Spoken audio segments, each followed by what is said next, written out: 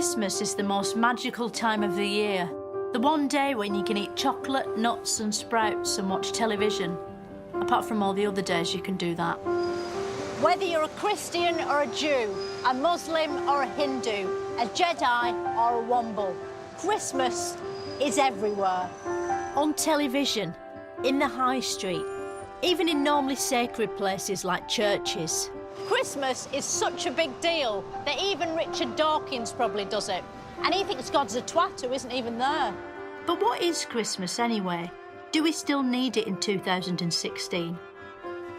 I'm going on a journey right up Christmas to discover whether the true meaning of Christmas has any meaning today, or whether that meaning snapped off somewhere along the way, leaving it meaningless, whatever that means. I'll be talking to experts about every single Christmas that's ever happened, as well as finding out where Christmas traditions and giant tubes of Jaffa cakes come from. How do they make chickens into turkeys? Turkey and chicken are two separate birds. You're joking me? No. So join me, Philomena Cunk, as I step into Christmas and back out again.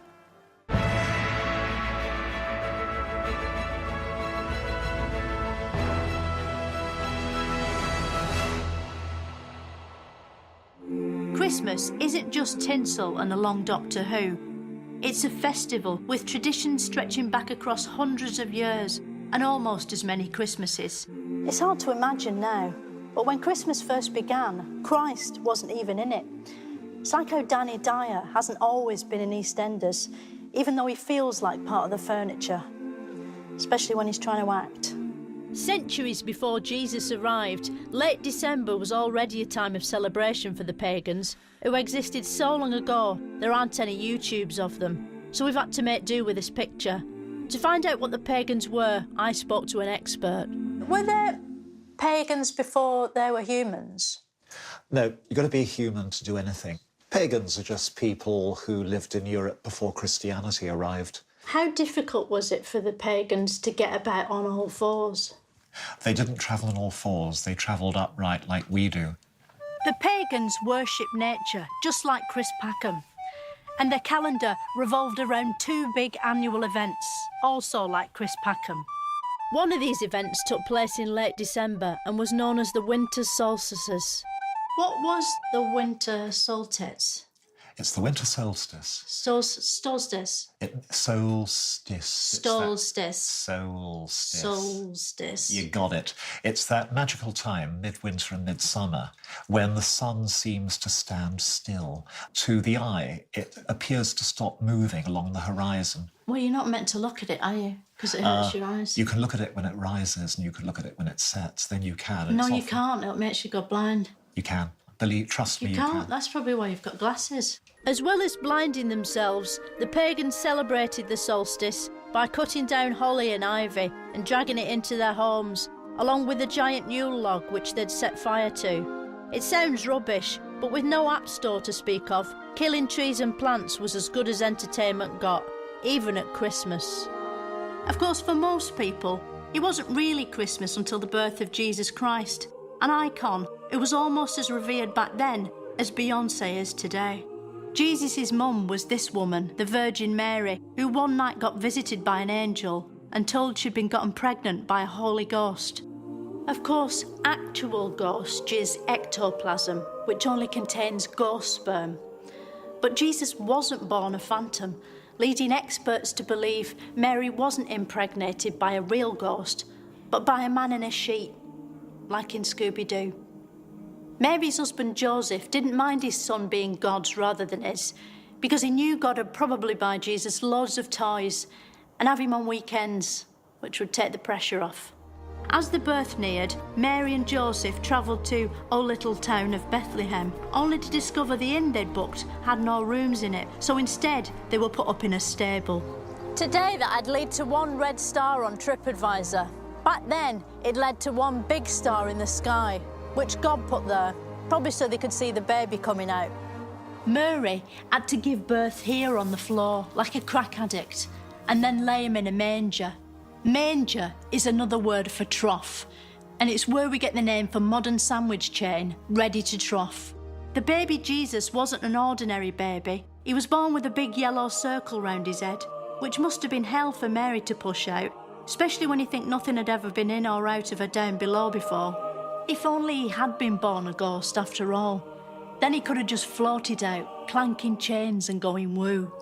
Why do you think it's important that Jesus was born? Would it have been more interesting if he'd have been built like R2-D2? It would have been more interesting, but the important thing is that he can identify with us, and he was a real human being. It makes him more sort of relatable. Yes, very much so. But then if he's meant to be like an ordinary bloke and he wanted to come across as an ordinary bloke, how come he had all like angels and kings at his stable on his birthday? Well, that was a bit weird, wasn't it? Although, of course, I would want to say that angels are around all the time. You don't necessarily see them there and then, but sometimes you catch a glimpse of something out of the corner of your eye, or maybe you smell a nice fragrance. Vanilla? Maybe. How many three wise men were there? Who knows? Oh. And I think only one of the Gospels refers to there being 3. But it's just 3 is a good number, isn't Yeah. it? It looks good. So, but there could have actually been 15 three wise men. Quite possibly, yes. It's humbling to think that Jesus started out with nothing, born not in a palace, but in a stable, just the ordinary son of an ordinary woman and an ordinary man, and God Almighty. Incredibly, the day he was born was only the beginning of Jesus' life. As a young man, he kept a low profile in the wood industry, but when he was about 30, his career took off. He went on to appear in a number of thrilling and controversial paintings, windows and films. Today, Christ lives in the hearts of millions of believers, but still spends Sundays here in his dad's house. So let's go and see if he's in. No one was in, as usual, probably because the church Wi-Fi isn't as good as Starbucks, but standing in this old creaky building gives you a real sense of history. Thanks to Jesus' popularity, Christmas was celebrated for hundreds of years. Celebrated by people who were buried long ago, but are still alive in the form of drawings of themselves, some dating back as far as the Middle Ages. In the Middle Ages, did they know it was the Middle Ages, or did they just think, this is now? You know, how did they know that they were halfway through time? They thought this is now, and they thought they're incredibly advanced. This is the greatest moment that society would reach to. It'd be amazing, wouldn't it, to get a Tudor back that we could resuscitate, yes, cryogenically or something. Yes.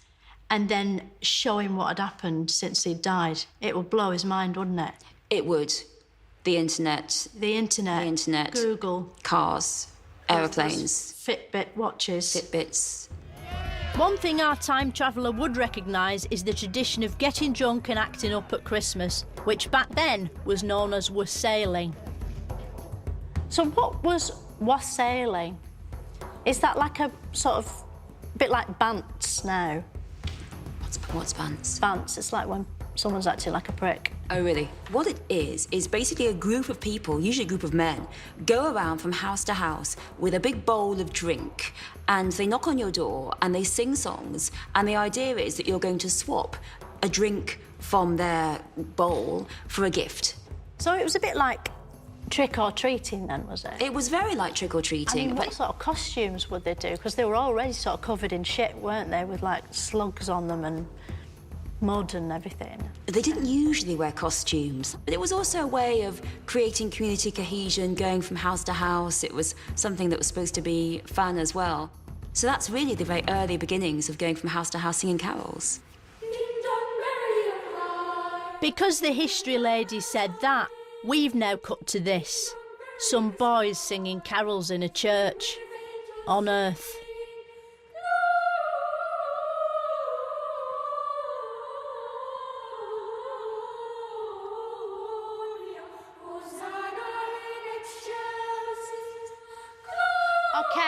Okay, I get it, yeah, thanks. How do you get the music into the words? Like, how do you attach the music to the words in your throat? Well, you tend to attach the words to the music instead. You attach the words to the music as it's coming up through your throat. So does it feel like, where does the music come from? Does it feel like it's coming from your stomach, like you're going to be sick, but it's like nice sick? Kind of, I guess. Not all Christmas songs are quite so religious. In the 1970s, groups like Slade reinvented the carol, appearing on our TV screens, showcasing a new form of singing called shouting. This music was loud, probably to keep Jimmy Savile away. For years, having a Christmas #1 was the ultimate music industry badge of honour, right up there with choking to death on your own sick. More recently, songs released from glossy TV shows like X Factor took over the Christmas #1 slot. What's clever is that these songs have got absolutely no Christmas in them whatsoever, probably because if Simon Cowell touches anything to do with Christ, he catches fire. Meanwhile, back in the past, by the time the Tudor era arrived and the music all sounded like what you're hearing now, Christmas had become an excuse for gastronomic indulgence. Tudor feasts were huge and often included roast goose or swan or peacock, basically a big bird roasted whole. That might sound traumatic, but in the days before television, they didn't know big birds have a person inside. To find out more about Tudor eating habits, I spoke to food expert Jay Rayner. So what sort of things did Tudor people eat at Christmas? They ate things like peacock, didn't they? What goes with peacock? What kind of gravy? There is evidence that they ate, very exotic things, but only that would have been the very, very richest people. I suppose the best thing about them as well is that tail, and that's not going to taste of anything, is it? No, that's purely for display. Yeah. A Tudor Christmas, then, they'd have peacock, like you say. No, I think like you said. The royals had peacock. I don't know how much peacock was eaten in Tudor days, I'll be honest. How did that affect their bowels, what comes out of their back holes? I don't know. I suppose if they were eating too much, it would have caused certain bowel issues. I suppose meat, lots of meats. Lots of meat compacted together. Can compact, yes. And make sort of big hard stools. It would have been uncomfortable, I imagine, but I'm only guessing. But see, that would have been the first bit that I'd gone to if I was a food expert. Just when our ancestors were getting well into Christmas indulgence, history shat out someone who was allergic to fun. Oliver Cromwell, King of the Puritans. Cromwell was a member of Parliament who wouldn't wear smart clothes and never smiled, a bit like Jeremy Corbyn. And just like Corbyn, he wanted to change the country. But instead of sitting down on a train, he got off his arse and did something about it by starting a civil war. Civil war is like a real war, but not abroad, so it's cheaper. And that meant ordinary people could start one, not just kings. The English Civil War divided the country down the middle, like a sort of tooled-up Brexit. Cromwell won and cut the king's head off, which meant he couldn't be king anymore, even if everyone changed their minds. Now the British public had taken back control. No longer did they have to do whatever the king said. Instead, they were free to do whatever Cromwell said. It turned out Cromwell hated all the things kings like feasting and burping and music and throwing chicken legs over his shoulder and laughing. And that was just the tip of the turnip, because in 1647, Cromwell banned Christmas. According to the Puritans, Christians shouldn't celebrate Christmas because it's not in the Bible. Instead, they should be inside a church, which isn't in the Bible, reading the Bible, which isn't in the Bible. The ban on Christmas continued until after Cromwell's death, but by 1660, we'd found a new king up a tree. The new king even had a head, although it looked a bit like it belonged to Boise of Only Fools and Horses. And now the monarch was back and the Puritans had buggered off, Christmas was free to become more festive and less religious. For years, Jesus H. Christmas was the #1 face of the festive period, very much the Captain Birdseye of Christmas Day. But his rule over his mighty tinsel kingdom was to be threatened by this man, Father Christmas, street name Santa Claus. Like Jesus, Father Christmas is used as a bribe to make children behave, although in his case the prize isn't eternal salvation, but presents. No wonder the moment Santa came on the scene, it was game over for Jesus, who had to accept a lower ranking job in the global icon industry. So where did Santa come from? If you think in the North Pole, that's because your parents lied to you. He actually stepped out of the pages of history. Where did Father Christmas come from? Well, Father Christmas comes from St. Nicholas, and he is a 4th century Greek saint and bishop, and he was very renowned for giving presents to the poor, and particularly he gave presents to these 3 girls. If he hadn't given them the money, they would have had to go off and be prostitutes. So why was he knocking about with these prostitutes? I don't think he knew them very well. It's just that they... Well enough to give them gifts. Give them money. I think he just wanted to save them from the horrors of... I think because basically... They all say that, don't they? They do. How come shops have Father Christmases, but they don't have Jesuses? Is Jesuses the right term? Is it Jesus, or... I think we'd say figures of Jesus. Figures of Jesus. I think that Father Christmas himself would probably have preferred there to be figures of Jesus, because in fact there is a medieval story. St. Nicholas got in a punch-up about whether or not God or Jesus was greater and was thrown into prison. So he was obviously very exercised about the purity of religion. It's all coming out, isn't it? You know, because like I didn't know that he used to hang about with prostitutes or get into fights. Now I'm feeling less happy with him coming down my chimney. Despite being the stuff of nightmares, Santa is the world's most popular home intruder. Probably because, unlike other home intruders, he doesn't leave a turd on your living room carpet, but a pile of gifts. Santa has a list of good and bad children. The good children will get lots of presents. And so it turns out, well, the bad children. In fact, the only ones who won't get very much are the poor children. That's because Santa judges a child's goodness based largely on parental income. The sense of magical wonder on a child's face as they open their presents, which allegedly makes Christmas worthwhile, can last for up to 10 seconds. That's why, for many, Christmas is synonymous with little ones. Adults lose the ability to see Father Christmas, so if you want to know more about him, you have to ask small adults, which are known as children. Hello, who are you? I'm Archie, who are you? Philomena. Have you ever met Father Christmas? I have. Where did you meet him? I met him next to Westfield. And what was he doing there? Was he shopping or something? I'm not quite sure if Father Christmas is rich. I don't think he is. How did he get all the presents in, lots of times? I think he just shoplifts. Okay. Do you think Father Christmas has ever met Batman? In my opinion, Batman's not real. In my opinion, Batman's not real. It's just a man called Bruce. So you don't think they've met? I think Superman and Father Christmas have met. Do you think that Father Christmas will still be allowed in the country after Brexit? Yeah, he'll still be allowed in the country. Will he?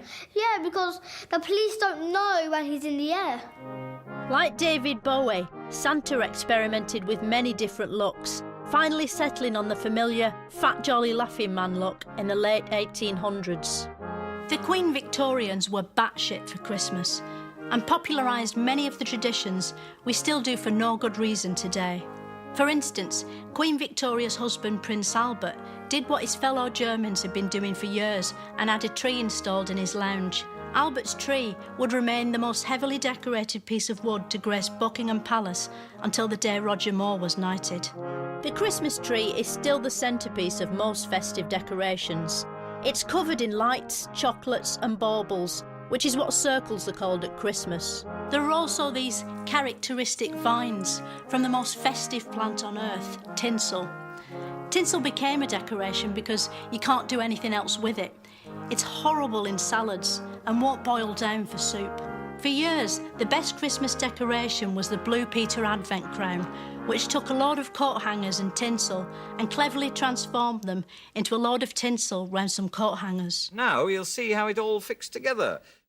Today, some people choose to turn the outside of their homes into a giant Advent crown. A jolly house covered in electric lights may be expensive and use a lot of power, but it's the perfect way to cheer up a world worried about climate change and dwindling resources. Of course, in Queen Victorian times, only the super rich had fancy decorations. Ordinary poor people had to celebrate Christmas by coughing and counting their surviving offspring. life in Queen Victorian times was hard. The streets were full of urchins and rippers, and there was so much poverty that people used to go to prison just to get some bread. But there was one man who cared. The greatest Prime Minister Britain ever had, Sir Charles Dickens. Charles Dickens wanted people to be generous to those in greater need, like the poor, the homeless, or the dead. So he wrote something called A Christmas Carol, which was something called a book. As seen in this powerful and evocative adaptation, A Christmas Carol is about Ebenezer Scrooge, a character almost as fully realised as Disney's superior Scrooge McDuck. Unlike Scrooge McDuck, he's human, and unlike most humans, he hates Christmas. But then, in a terrifying development, he starts getting visited by ghosts, like his house is built on some sort of Indian burial ground. The ghosts take him forward and backwards in time to see different Christmases, like that thing on Facebook that shows you old haircuts and people you don't talk to anymore. One ghost shows him the future, but it's only by a year, so it's still a Victorian future. As it is, he sees a future in which everyone's delighted he's dead. This convinces him that Christmas is actually brilliant, which, to be honest, the ghost could have done by giving him a chocolate orange. Nobody can argue with that. After the Victorian era, goodwill to all men caught on so much that it was almost 12 whole years before everyone on the planet decided to kill each other in the mud. Although it was scheduled to be over by Christmas, the war with Germany lasted 4 years. Mechanised conflict is the most horrifying legacy of the 20th century, as anyone who's seen Robot Wars will agree. But at Christmas 1914, there was a brief ceasefire. The fighting stopped. Soldiers got out of their holes and joined together in a place called No Man's Land, showing that even at moments of peace, men will still divide into two sides and try to beat one another. The Great War claimed over 17 million lives, making it the worst incident of football-related violence of all time.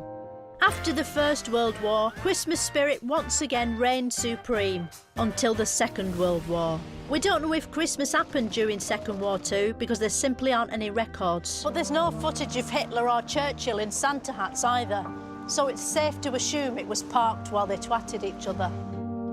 Once Hitler had defeated the Nazis by blowing his own brains out, Christmas returned with a bang, and a second period of food-loving indulgence dawned.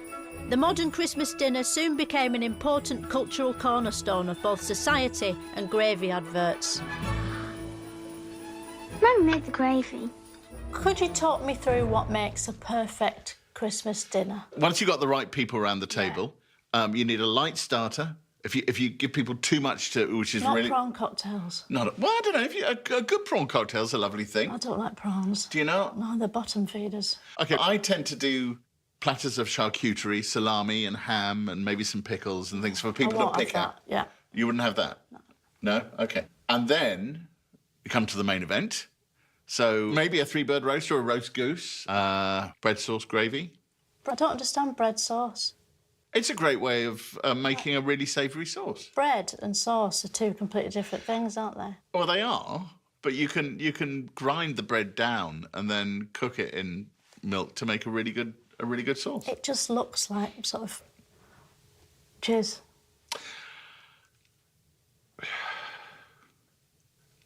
Thanks to all this food-based indulgence, scientists now believe that 80% of all burps occur at Christmas, threatening to put a hole in the ozone layer at precisely the moment the sky is full of vulnerable reindeer. Eating aside, the other popular form of Christmas indulgence is gift buying from shops. Critics say Christmas is too commercialised and that the Bible has been replaced by the Argos catalogue just because it's got a better selection of hair straighteners. Recently, Christmas shopping has started to look less like a supermarket sweep Christmas special and more like a civil war with carrier bags. No wonder more people than ever stay indoors shopping on the computer. So is Christmas all just about buying stuff these days? How much money gets made at Christmas? Altogether, I'm sure we spend hundreds of millions of pounds at Christmas. And how big a cut does the church get? The church doesn't get anything. They don't get anything? No. The supermarket near me's got about 30 tills. How many tills does Amazon have? They must have loads. They don't have any tills. What? They have a computer. One computer? Yeah, Because no one goes there, do they? They just do I know, it. but I thought they'd still had to ring it through. No, the computer does all that. So there's one man at a computer just going. No, I don't think there's a man. No, it just goes automatically. You do that. You're the till. Making money is so important at Christmas that shops pull out all the stops to fill the screens with jolly images of buying things. And their adverts have evolved from cheerful animated catalogues full of famous people smiling at you to heartwarming present-day mini-movies about infested trampolines. Adverts aren't the only programmes on at Christmas. There are also programmes on at Christmas. For decades, Christmas television has been an enchanting place, a magical land where people danced and sang in a doomed attempt to convey the sheer magic of Christmas. A time in which newsreaders cavorted with comedians and real-life snowmen were gathered from the wild and encouraged to sing their haunting traditional songs in the studio. Jingle bells, jingle all the way. Oh, what fun it is to ride on a one-horse open sleigh. Jingle bells, jingle all the way. But perhaps the most reassuring Christmas programme is EastEnders, which for years has provided an important public service by depicting worse families having an even shitter time than yours. You're mad! You're being tied up! What are you doing? What are you doing? Films are a mainstay at Christmas, and one familiar film is the searing musical The Sound of Music, which is about a woman who sings to hills about hills in the hills. The hills are alive with the sound of music. It's always on at Christmas, probably because it's got nuns in it, so you think about Jesus. And also Nazis, so you think about The Great Escape, which is probably on Boxing Day. But the most Christmassy film of all time is also the most exciting, Die Hard. People think Die Hard is a gripping and exciting action film just because, as you can see, it is. But it's also a heartwarming Yuletide story full of the magic of Christmas. It's got everything. Singing. A man up a chimney, warming yourself in front of a roaring fire. While the snow flutters down outside. Brotherly love. Hey, look, I love you. So do a lot of the other guys. Cranberry sauce. Excessive sherry drinking. God, that man looks really pissed. Season's greetings. Yippee-ki-yay, motherfucker. Your dad conked out in a chair, wearing a Santa hat and his Christmas jumper. Angels majestically soaring through the air. And of course, Jesus Christ Powell. Jesus Christ, Powell! TV's becoming a thing of the olden past, like sundials or ploughs. Because today, everyone has their own little screen, so they can ignore their immediate surroundings on an individual basis, instead of as part of a collective effort. We're often told to feel sorry for those who are alone at Christmas. But these days, that's all of us, and it's brilliant. Best of all, this kind of technology is set to become more immersive than ever. For instance, this man from the year 2018 is enjoying a virtual Christmas with a family of characters from the Nintendo universe. Meanwhile, this man is experiencing the true meaning of Christmas by giving birth to a virtual baby Jesus in a stable made of polygons. Today, the true meaning of Christmas is a mystery, wrapped up in sherry and Monopoly and monkey nuts. But at least at this time of togetherness and warmth, we can all agree what the true spirit of Christmas is. Baileys.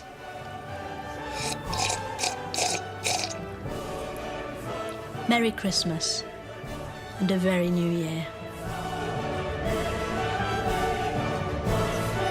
If you like her style, Cunk on Shakespeare is available to buy, download and keep through BBC Store. More comedy follows here on BBC Two. We've Stand Up from the SSE Hydro in Glasgow. Kevin Bridges, A Whole Different Story, next.